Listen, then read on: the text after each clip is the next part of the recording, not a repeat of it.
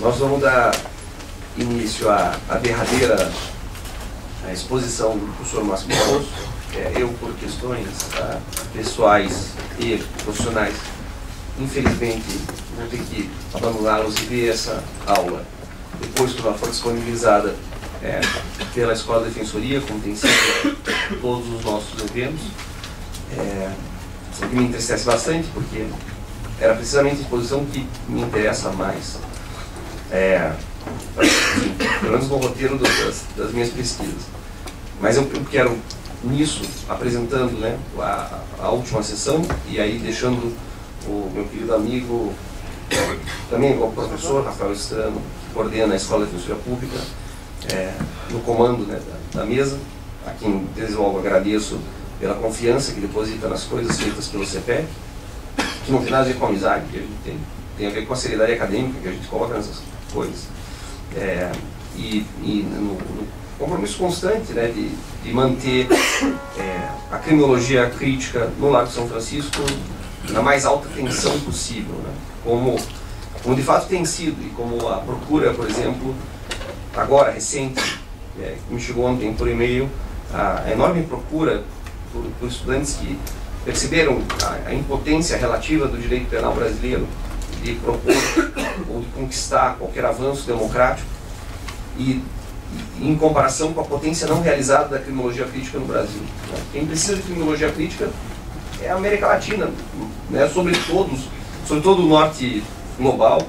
Os nossos problemas de homicídio policial, de encarceramento em massa, de vitimização, são tão brutais, tão corrosivos, na configuração da nossa sociabilidade, no desenvolvimento da nossa vida social em geral, que seria um pecado a gente não poder desenvolver parcerias no futuro que articulem a Defensoria Pública, porque talvez a fronteira da ética hoje no sistema de justiça criminal, e o que a universidade pode oferecer de melhor, que são ambientes como esse, né, que tem conforto térmico, tem conforto acústico, tem condições de, né, apesar da precariedade da universidade pública no Brasil, da sua precarização deliberada, e se a gente vê isso com muitos colegas que vêm também de outras universidades públicas, mas tem a mesma condição que a Universidade de São Paulo tem de oferecer isso.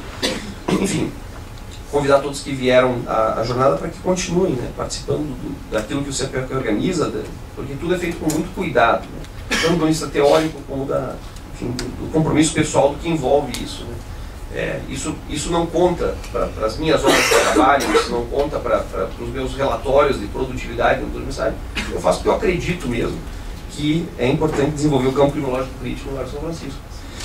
E o que implica também fazer da USP menos USP, como no sentido umbilical de autorreferência, e poder ampliar essas redes de contato para alcançar pessoas que vieram de outros estados, de outras cidades, para poder prestigiar esse tipo de evento e encorajá-los a frequentarem mais, né, apesar da distância geográfica, enfim, estarem mais presentes aqui, porque a USP ganha com vocês, né? Ganha com os alunos interessados, que são daqui, ganha com os profissionais locais, que comparecem, mas também ganha com as pessoas que vêm de fora, que conseguem oxigenar um pouco esse ambiente que tende a ser um pouco bolorento, né, autorreferenciado, e que em si mesmado não consegue desenvolver perspectiva crítica, uma parte da crítica que pode vir de fora. Então, muito obrigado pela companhia da jornada. E Máximo dizer assim, um elogio não protocolar, eu confirmo aquilo que eu disse na abertura. Eu acho que não é possível hoje falar em criminologia na América sem passar pelo teu nome. Todos reconhecemos a tua dedicação, o teu esforço incomum, né? E é notável isso porque lá de Santa Fé, né, na contingência de Santa Fé, você conseguiu universalizar e dignificar a criminologia crítica latino-americana, que eu acho que enfrentava mesmo um déficit porque vivia de certas figuras canônicas. O teu trabalho cotidiano, a tua dedicação, a tua capacidade de escrita, de comunicação, de interlocução, de construir pontes e não reservá-las para si como se fosse uma espécie de privilégio do dono da bola, né, do sujeito que guarda aquilo com preciosismo, de ter essa generosidade de poder compartilhar conosco. Eu sou um grande admirador do teu trabalho, enfim, e espero que a gente guarde, além da admiração intelectual, uma amizade fraterna por muitos anos ainda, nossa carreira crinológica nos aguarda aí pelo menos mais uns 30 anos, né, de trabalho. E... espero que se acabe antes. Ou antes, né? Se nos permitirem, né? No Brasil, talvez na próxima eleição já decida que vai ficar nesse ano mesmo. Não vai, mas com ou sem, né? No ano que vem, espero contar com a tua colaboração para ainda outros projetos talvez mais ambiciosos. Mas, enfim, é uma ponte que inaugura e, por favor, assim, sinta que qualquer coisa que o Estado de São Paulo puder fazer, escute, as portas que eu puder abrir aqui, eu vou abrir pessoalmente, para que a gente possa estabelecer laço entre Santa Fé, né, entre o Estado Litoral, mas também entre qualquer iniciativa que você tenha pessoalmente, né, para o desenvolvimento da criminologia argentina na América Latina. Era isso, companheiros, muito obrigado, desculpem a minha ausência. Eu deixo vocês, então, junto com o professor Álvaro Trump, que vai comandar os trabalhos, a exposição derradeira, que combina a alegria da exposição com o saudosismo que se antecipa, do professor Máximo Souza. Obrigado. Muito obrigado, Mauricio. Muchas gracias por todo. La he pasado muy bien. Evidentemente las tareas por construir, digamos, puentes, esto que hablábamos el primer día sobre cuando discutíamos las relaciones entre el sur y el norte, la construcción de relaciones sur-sur al interior del contexto de América Latina sigue siendo una asignatura extraordinariamente pendiente. Nos cuesta trabajo generar mecanismos para encontrarnos y discutir en forma persistente. El campo de los estudios sobre la cuestión criminal en América Latina está atravesado por divisiones, sectarismos, divismos, no sé si se dice en portugués, ¿no? Divos, personas que se consideran divos. Y se consideran divos, nadie sabe muy bien por qué tampoco, ¿no? Porque, como decía un amigo mío, al final de cuentas son personas muy famosas en un número muy pequeño de personas. Entre un número muy pequeño de personas. Son muy famosos entre 4 gatos, ¿no? 4 personas. Entonces me parece que es indispensable construir otro tipo de diálogo, otro tipo de mecanismo persistente de colaboración, de intercambio. Y hay que generar muchos tipos de experiencias diferentes en esa dirección, ¿no? Intentar por distintos lugares. Y me parece que, bueno, especialmente en la relación entre Brasil y Argentina, hay como un montón de cosas para hacer y hay un montón de debilidades en las cosas que hemos hecho hasta ahora. Que hay que ser autocrítico de lo que hemos logrado hasta ahora y de las cosas que hay por hacer, ¿no? Entonces, a veces pasa que es más fácil para intelectuales que viven en Brasil, intelectuales que viven en Argentina, dialogar con intelectuales que viven en el norte global y no dialogan con los intelectuales de ese país que tienen separado por una frontera, que es también una frontera lingüística, y es cierto que todos ustedes lo han padecido estos 2 días, teniendo que escucharme hablarme en argentino, en español, rápido y todo lo demás, pero es una tarea que es indispensable hacer. Entonces me parece que todo lo que podamos inventar en esa dirección, primero, todo lo que podamos inventar va a ser poco y todo lo que podamos inventar va a ser necesario. Bueno, muchas gracias por la invitación. Ayer, a partir de esa larguísima historia que hicimos muy detallada sobre las metamorfosis de la penalidad en Argentina, tratamos de recorrer de forma muy detallada un proceso empírico, un proceso histórico de transformaciones penales a lo largo de unos 30 y pico de años en el escenario argentino desde la transición a la democracia en adelante. Y yo pretendía presentar como una exploración concreta, en ese caso concreto, de este tipo de preceptos o argumentos de carácter teórico que habíamos presentado por la mañana. Y lo que no hicimos a lo largo de todo este tiempo es, bueno, dar espacio para el debate, para la discusión. Entonces, algunos de ustedes se acercaron ayer a la noche a hacerme algunas preguntas, algunos comentarios que eran muy interesantes, pero estaría bueno que si alguien se quedó con algo en el tintero en torno a esa exploración sobre el caso argentino, pueda plantearlo ahora. Compañero. Queria te perguntar sobre o uso da expressão pós-neoliberal. Você chegou a Un poquito más, perdón, un poquito más alto que... sobre a expressão pós-neoliberal Genial. que você utilizou. Gostaria de entender por que você faz um uso restrito dessa expressão para, pelo menos na posição que o senhor fez ontem, para pensar essa aliança governamental. Eu queria saber se o senhor não pensa numa sociedade neoliberal, numa ordem neoliberal ou pós-neoliberal, e se usar esse pós daria uma noção de que seria num tempo, num período que teria superado o neoliberalismo, sendo que dentro da própria exposição que o senhor fez, há certos setores, certas políticas que ainda são neoliberais mesmo dentro do kirchnerismo. Es un punto muy interesante. En el año 2016 nosotros publicamos un libro en Claxon que se llama Post-neoliberalismo y penalidad en América del Sur. Es un libro colectivo que yo edité con investigadores de Venezuela, Ecuador, Brasil y Argentina para discutir justamente las transformaciones de la penalidad durante estos momentos marcados por el ascenso y consolidación de alianzas y programas gubernamentales neoliberales. En gran medida mi reflexión sobre el concepto de post-neoliberalismo está ligado a esa experiencia concreta de intercambio con colegas que trabajan en el campo de la sociología de la penalidad en estos distintos lugares de América del Sur. La noción post-neoliberalismo ha sido usada mucho en las ciencias sociales en los últimos años en América Latina con sentidos muy distintos entre sí. Y en tu comentario inicial hay un elemento que es muy importante enfatizar y tiene que ver con un comentario que me hizo una compañera que de hecho no está aquí, se ve que se durmió, que era una compañera que anoche cuando terminamos venía con una preocupación parecida a la tuya, vinculada al concepto del post-neoliberalismo. En otras palabras, señalaba exactamente lo mismo que vos señalás. ¿Podemos pensar estas sociedades como sociedades post-neoliberales? Del mismo modo que podemos pensar estas sociedades antes como sociedades neoliberales.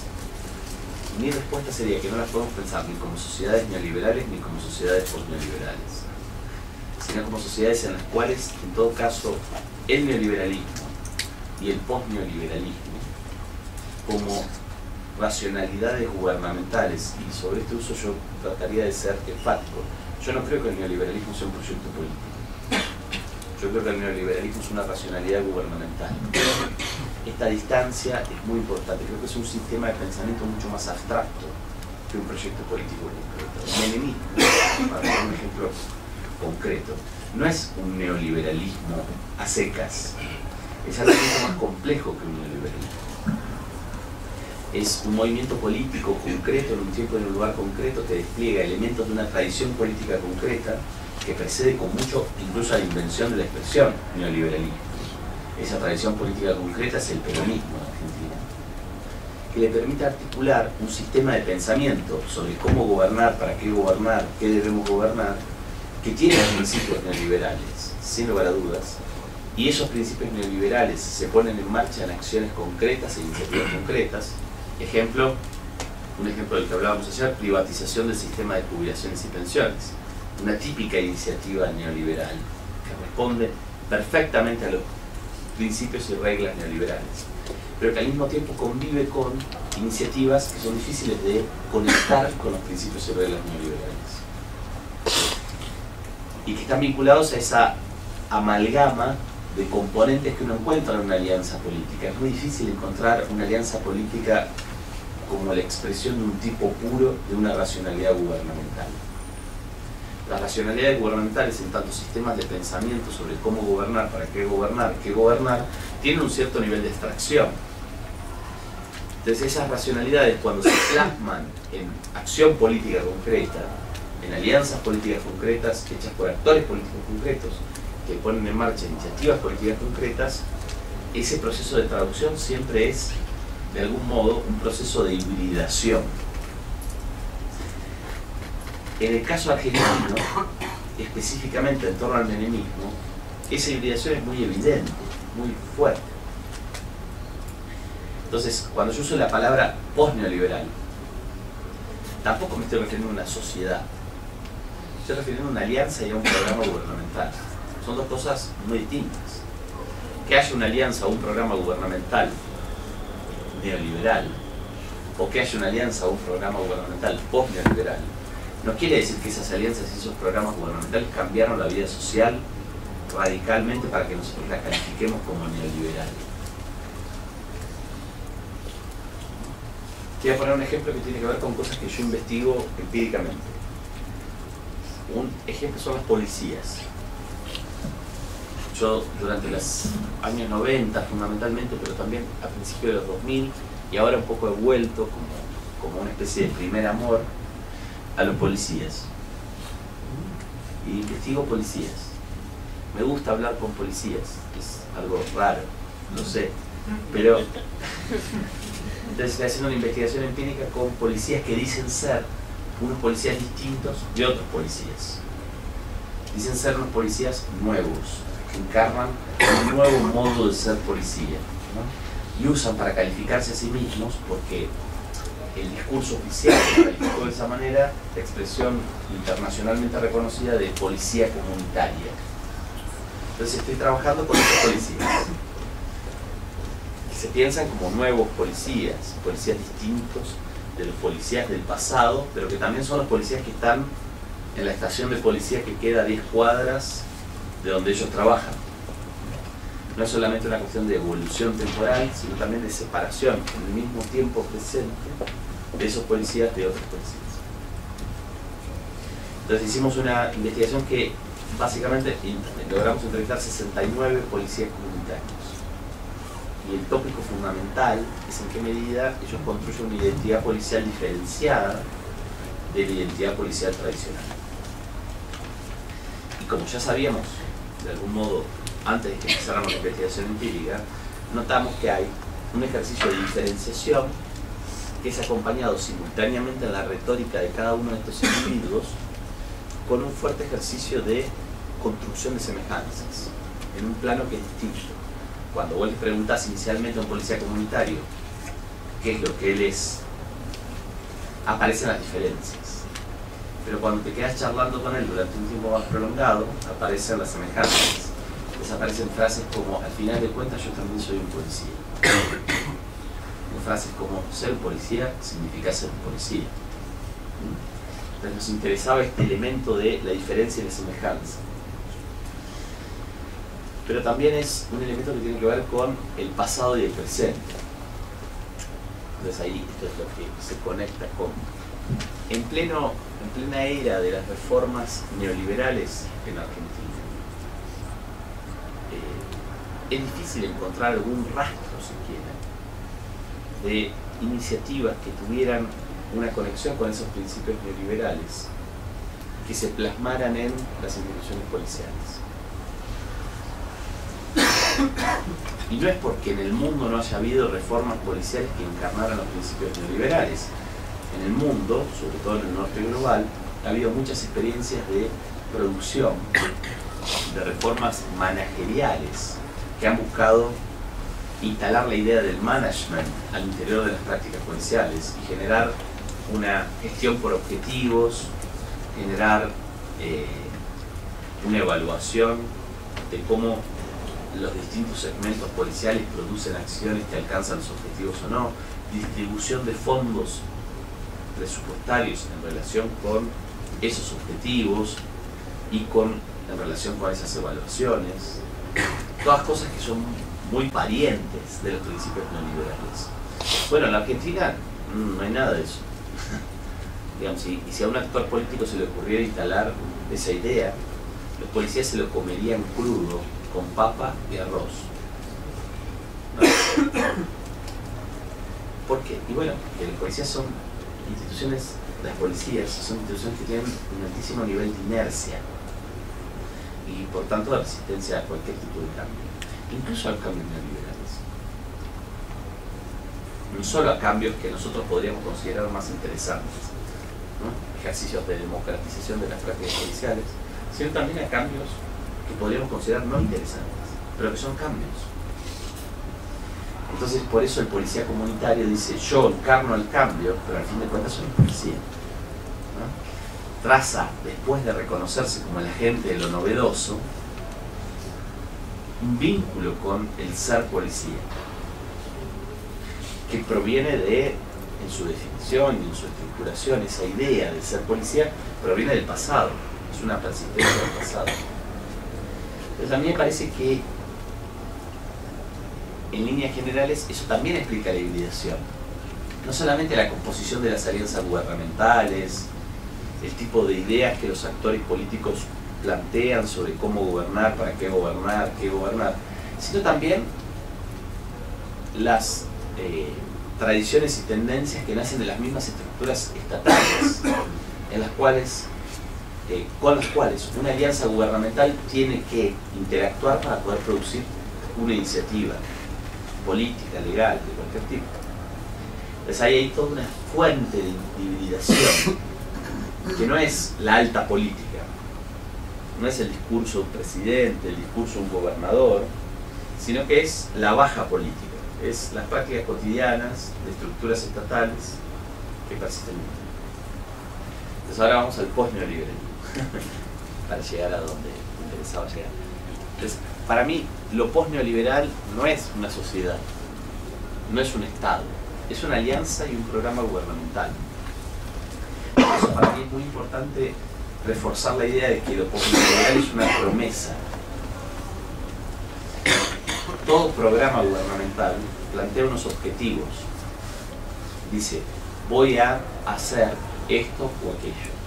Y para hacerlo voy a lograr esto o aquello. Y para hacerlo voy a hacer esto o aquello.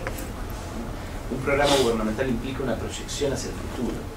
Implica instalar metas, objetivos.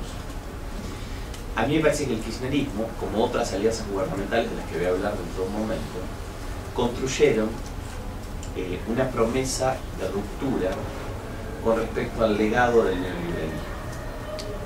Un legado que en Argentina tiene características específicas. Y voy a enfatizar esto también, que no lo hice ayer. O sea, el neoliberalismo, y también alguien me lo preguntó ayer, y creo que tampoco estaba, ¿no? Pero digamos, el neoliberalismo tampoco es una sola cosa. En realidad, nosotros podemos reconocer ciertos principios o reglas de carácter neoliberal, que asociamos a esa racionalidad gubernamental como un sistema de pensamiento. Pero en realidad el neoliberalismo tiene variaciones. Tiene variaciones en el tiempo y variaciones en el espacio. Para decirlo en términos muy extremos, el gobierno chino contemporáneo es un gobierno que adopta políticas neoliberales.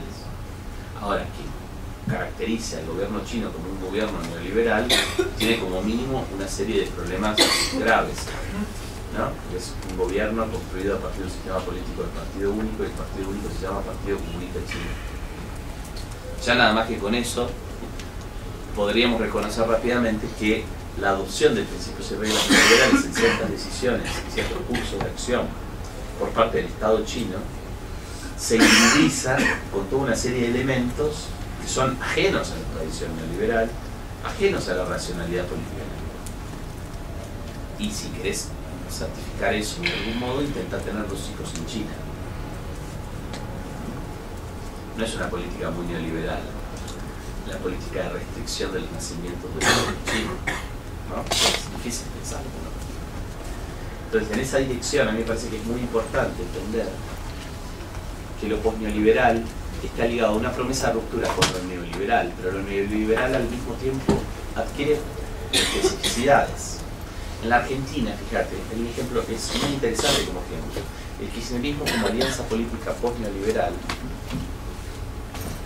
enfatizó mucho la crítica a la privatización, porque la privatización es un componente extraordinariamente importante de la experiencia neoliberal que encarnó el menemismo de la Argentina.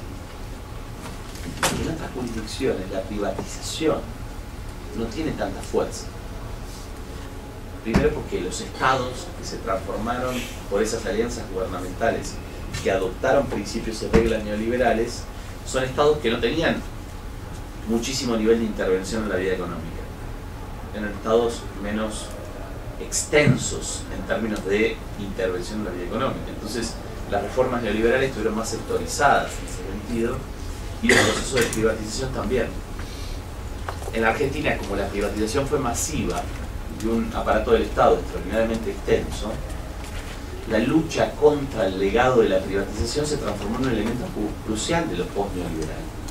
Entonces, cuando tomamos como un ejemplo concreto la iniciativa de nacionalizar o estatizar las jubilaciones y pensiones producida en la Argentina a fines de los años 2000, esa iniciativa es post-neoliberal porque en realidad se vincula muy claramente con unas reformas neoliberales que adquirieron en ese contexto la forma específica de la privatización del sistema de jubilaciones y pensiones. Lo post-neoliberal es una promesa de ruptura, por eso la expresión post, que no solo a vos, sino a un montón de gente le parece algo medio raro. ¿Por qué llamamos a esto post? Bueno, lo llamamos post primero por una cuestión de sucesión temporal, que está claramente ligada no solamente a la experiencia del kirchnerismo, sino a todas las experiencias de alianzas políticas de este tipo en América del Sur. Son todas experiencias que surgieron después de la difusión de políticas económicas y sociales que adoptaron principios y reglas neoliberales, sobre todo vinculadas al denominado consenso de Washington en América del Sur. Entonces, lo post tiene que ver con dar cuenta de esa sucesión temporal, pero también tiene que ver con dar cuenta de que en la identidad política nueva, hoy en la Argentina, en el lenguaje cotidiano, es difícil que alguien diga, bueno, están los partidarios del gobierno actual y luego están los post-neoliberales. Nadie usaría esa expresión, ¿se entiende? En la vida cotidiana y en las luchas políticas se usaría la expresión y están los kirchneristas, ¿no? Es una expresión construida un poco en el mundo de la ciencia social para dar cuenta de este movimiento político. Pero también tiene otra lógica, que es cómo, me parece, la expresión tiene la lógica de enfatizar cómo la nueva identidad política que se construyó en esos años en la Argentina, la promesa de la ruptura con ese pasado neoliberal, es constitutiva de esa nueva identidad. Y es muy evidente para mí, en el caso del kirchnerismo, que es completamente medular, completamente central esa promesa de ruptura. Y es completamente medular, completamente central para los actores políticos que encarnaron la construcción del kirchnerismo. O sea, para Néstor Kirchner, Cristina Fernández de Kirchner, para poner los ejemplos de los líderes políticos fundamentales de ese movimiento político, la ruptura con el neoliberalismo es fundamental para la construcción de su propia identidad política. ¿Bien? Pero también es fundamental para los seguidores del kirchnerismo, para la construcción de consenso político. Un típico votante kirchnerista hace esa promesa de ruptura con el neoliberalismo un componente de su propia identidad política y una justificación de su voto. Y el último elemento que para mí es fundamental, es también un componente fundamental de la oposición al kirchnerismo. Las fuerzas políticas y culturales que se opusieron al kirchnerismo a lo largo de esos 12 años de gobiernos kirchneristas y que se oponen al kirchnerismo hoy como presencia en el sistema político contemporáneo en Argentina, son fuerzas políticas que suelen enfatizar su carácter de posneoliberal. ¿Se entiende? O sea, en ese caso es adjudicado como un adjetivo descalificador. Y de nuevo, no usan la expresión posneoliberal, usan otras. Por ejemplo, populista. De ahí las dificultades que antes señalábamos sobre una noción como la de populismo penal. Pero para decir, cuando dicen populista, entre otras cosas, anti-post-neoliberal. Entonces, evidentemente es una noción que tiene una cuota de vaguedad, la del post-neoliberalismo. A mi juicio, esa cuota de vaguedad es útil. ¿Por qué? Porque, sobre todo en mi uso, está pensado no para dar cuenta del kirchnerismo exclusivamente. Si tuviera que dar cuenta solo del kirchnerismo, usaría la expresión kirchnerismo, que es la expresión indígena, para decirlo así, nativa, que se ha construido para dar cuenta de esa alianza y ese programa político. Pero la construcción de una noción de post-neoliberal está vinculado a este ejercicio comparativo. Cuando vos mirás desarrollos como los de Venezuela, Ecuador, Bolivia, en los años, fines de los años 90 y durante los años 2000, en términos de procesos políticos, encontrás algunas similitudes en esas alianzas y programas gubernamentales en términos de promesa de ruptura con el neoliberalismo. Similitudes que tienen que ver con este corazón, con este elemento básico, la promesa de ruptura. No necesariamente tienen que ver con cómo se despliega esa ruptura, cómo se trata de encarnar esa ruptura en prácticas concretas de carácter político, iniciativas concretas de carácter político. Incluso, diría, la promesa de ruptura tiene que ver con un neoliberalismo que tiene características distintas en cada escenario nacional. Entonces, por tanto, la promesa de ruptura también tiene características distintas. Pero ¿qué es es un elemento persistente? Y esto puede ser muy polémico en un escenario como el Brasil, pero yo diría que eso también es parte del ADN del surgimiento del gobierno del Partido de los Trabajadores, desde, sobre todo en las experiencias de los dos gobiernos de Lula, pero sobre todo además en la construcción de esos gobiernos, en el proceso electoral y político que lleva a la construcción de esos gobiernos, donde la promesa de ruptura con el pasado es muy importante. Todos sabemos que luego esa promesa de ruptura se atenúa, se vuelve una promesa cada vez más tenue, no quiero generar polémicas en esa dirección, pero incluso en algunos momentos para mí desaparece. ¿No? Esos momentos están vinculados fundamentalmente al último gobierno de Dilma, ¿no? En donde en temas cruciales el gobierno del PT presenta giros que en cierto sentido son difíciles de asociar a una promesa de ruptura con el pasado neoliberal. Pero aún en el caso de Brasil, que es un caso mucho más discutido, contestado, en esta dirección uno puede encontrar que, sobre todo en este primer momento, que es el surgimiento de los gobiernos del PT y los primeros gobiernos de Lula, la promesa de ruptura con el neoliberalismo es un componente fundamental de la construcción de la identidad política. Y de hecho lo sigue siendo hoy, como lo demostraron las horas que estuve discutiendo ayer con algunos colegas de aquí, aire por la noche.